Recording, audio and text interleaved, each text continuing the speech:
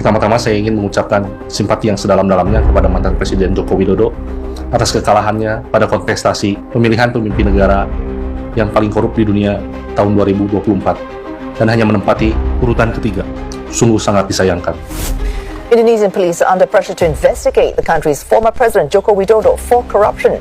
This after an international non-profit organization of investigative journalists announced that Mr. Widodo was a finalist for 2024's Most Corrupt Person of the Year.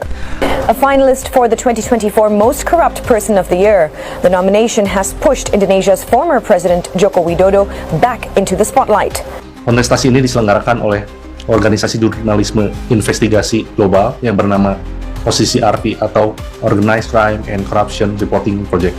Berkantor pusat di Amsterdam, OCCRP berfokus pada pemberitaan mengenai kejahatan terorganisir dan korupsi, dengan misi memperluas dan memperkuat jurnalisme investigatif di seluruh dunia.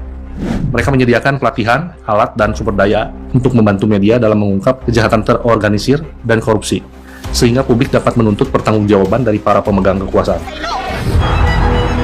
We reveal the truth. We put out real news that is useful to the citizens to make informed.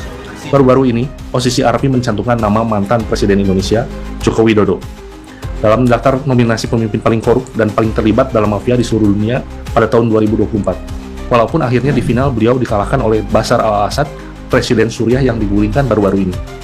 Selain Jokowi, daftar tersebut juga mencakup nama-nama seperti Presiden Kenya William Ruto, Presiden Nigeria Bola Ahmed Tinubu, mantan Perdana Menteri Bangladesh Sheikh Hasina, dan pengusaha India Gautam Adani.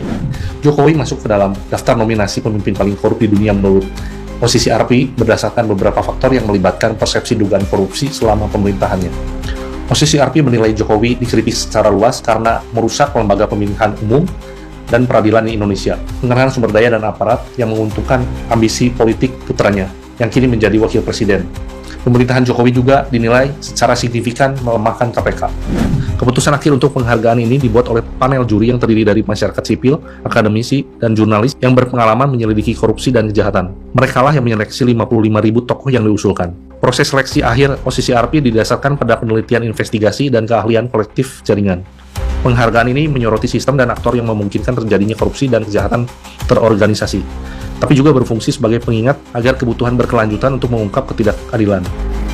OCCRP adalah organisasi jurnalisme investigasi terbesar di dunia yang pernah menghebohkan dunia dengan mengumumkan kebocoran data Panama Papers, di mana orang-orang Indonesia memiliki perusahaan cangkang untuk menyembunyikan kekayaannya, menghindari pajak, atau mengaburkan transaksi keuangan. Di antaranya adalah Luhut Binsar Panjaitan,